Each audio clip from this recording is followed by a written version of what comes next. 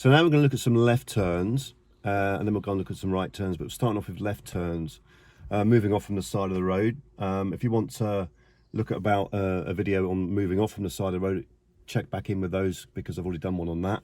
So we're going to move off from the side of the road, and then we're going to approach the junction down here to turn left. So we're moving off using prepare, observe and move, and we're going to approach the junction using mirrors signal maneuver. And I'm going to talk you through the junction as I approach it. So I'm going to move off now. So just looking at some key points here and some reminders and things to remember. So prepare, observe and move. And I'm going to give a signal because there's a pedestrian there that might want to cross the road. Potentially helpful. I'm turning left. About 7 seconds away. Middle mirror, left mirror, signal. Positioning wise, I'm waiting for the curb to get to the bottom corner of the windscreen. Now I'm just going to pull up and mention that again. So when we're turning left or into a junction or going around a sharp bend, the curb, which at the moment is roughly in the middle of the windscreen, will move across the dashboard and get to the bottom left-hand corner.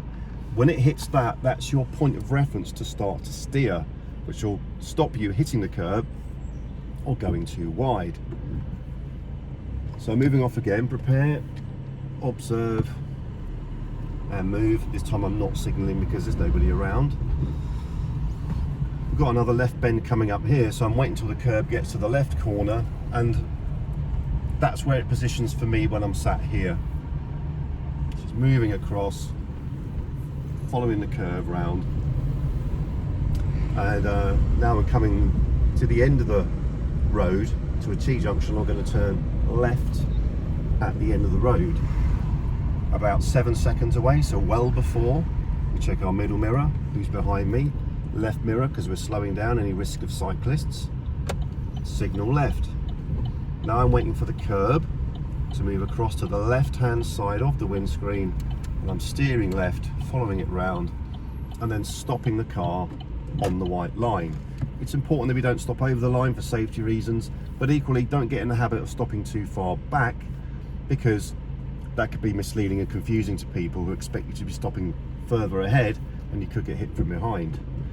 I have a little reference point here, and I have the edge of the tarmac here where the two roads join, where the white line is. For me, it's just back from the mirror, about here. And that's the second white line that I'm using as a reference point. And now checking left and right a couple of times before I move off.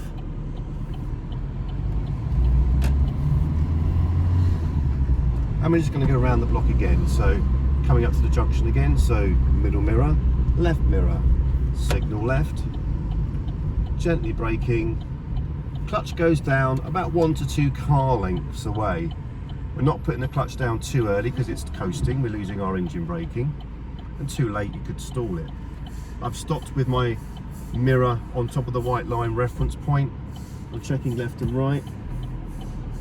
Now I haven't put the handbrake on because I could go straight away. We would put the handbrake on if you have to wait maybe more than 3 or 4 seconds. I'm going to turn left again, so middle mirror, left mirror, well before, signal. Gently brake, clutch down, gear 2, clutch up, a couple of car lengths away. Curb is in the left bottom corner of the windscreen. Steer the corner, and then I straighten up when the curb comes back across.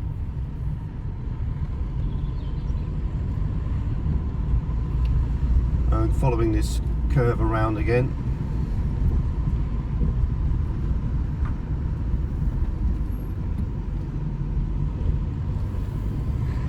And now I'm approaching this junction to turn left again.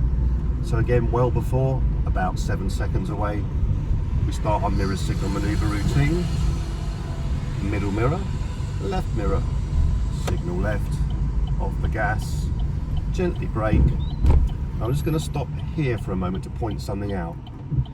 Another good reference point, whether you're turning left or right, the beginning of the penultimate white line, when it goes under the bonnet, is roughly when we'd put the clutch down, which will stop you stalling or coasting. So now as I move forwards, that's when I put the clutch down. And the speed I'll be having around there would be about 10 miles an hour. So 10 or 12 miles an hour is our kind of junction speed coming in and coming out, or the last couple of car lengths away where we need to stop. So we're at a nice low speed to be able to control the car and stop if we need to, but equally we could carry on if it was clear. When you're turning left, your car position is much more important than getting the gear. Sometimes people struggle to get the gear and steer at the same time, and they end up positioning too straight. So my advice is, particularly in the early days of learning to drive, is to put the clutch down, steer the corner, stop, and then get gear 1. Now I've had to stop here because of the vehicle there, but the clutch would go down, steer the corner, stop, and then get gear 1. You'll find with practice and experience that you'll be able to steer and get the gear eventually, but positioning is much more important. A safe position is much more important than getting the gear before the car's actually stopped.